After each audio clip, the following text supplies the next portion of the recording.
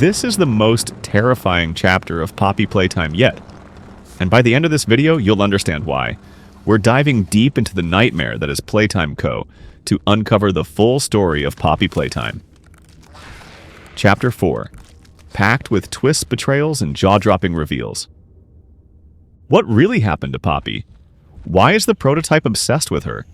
And who is the true mastermind pulling the strings? You won't believe how this story unfolds. And if you think you know the truth, think again. Watch until the end, because trust me, the final moments of this chapter change everything. Let's get into it.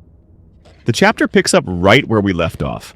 We're deep underground, descending further into the darkest parts of Playtime Co. with Poppy by our side. She's determined to go back and save Kissy Missy, who was left stranded after being attacked in Chapter 3. But she warns us.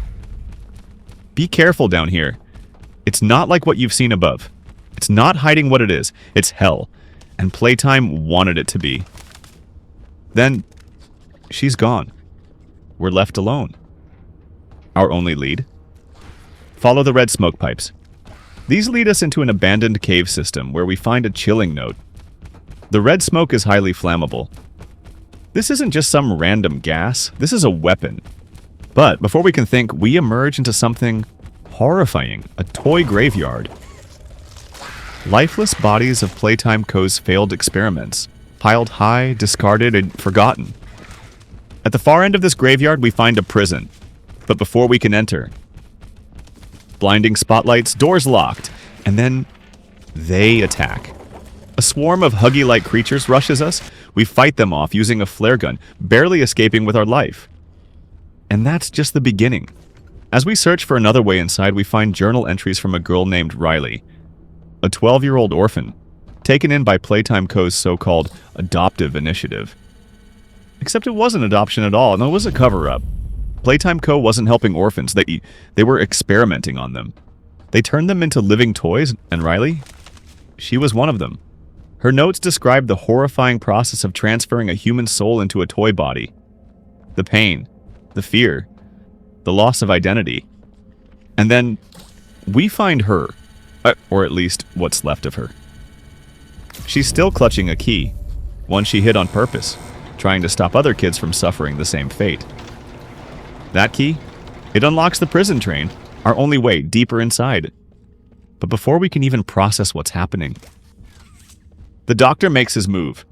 Locked inside a prison cell, we're greeted by a chilling voice over a loudspeaker. Now, let's make a game of you.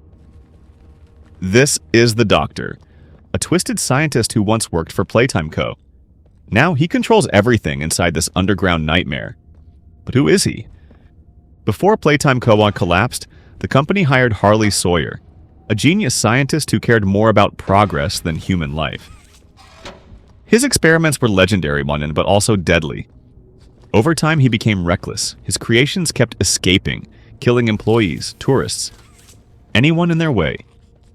Sawyer can't keep leading this project. I agree, Huggy loose in the woods, the catnap incident, the theater disaster. We can't let this continue. They couldn't kill him, but they could do something far worse. They trapped his consciousness inside a computer system, forcing him to live forever as a ghost in the machine. And now, he's teamed up with the prototype. And together, they plan to finish what they started. We escape the prison, but something is waiting for us. Dowai, a failed experiment with 3 minds battling for control. At first, he seems like an ally, but after the prototype attacks Safe Haven, everything changes. Safe Haven is destroyed. Doi snaps. Overcome with grief and rage, he transforms into a massive monster and chases us through the tunnels. We have no choice but to fight him. We freeze his body with liquid nitrogen canisters and lead him into SAW blades, cutting him apart piece by piece. But he doesn't stay dead. As we escape, he reforms. And this time, he grabs us. We're dragged into a crushing chamber, and with one last freezing shot, Doi is finally gone. Can't trust anyone. The gentle voices lie. I tried to be better, but I wasn't good enough. I'm sorry. We finally reconnect with Ollie, but something is wrong. Stay where you are and listen closely. You will not run. You will not fight. The charade is over. And then it hits us. Ollie was never Ollie. He's the prototype. Ollie was taken long ago, absorbed into the prototype's mind. Now, he's just a voice, a tool the prototype uses to manipulate people. And the prototype's final message? Poppy, it's time to come home. Kissy Missy sacrifices herself, and we fall into the depths below. And then, we see it. A room filled with poppy flowers, the key to Playtime Co's experiments.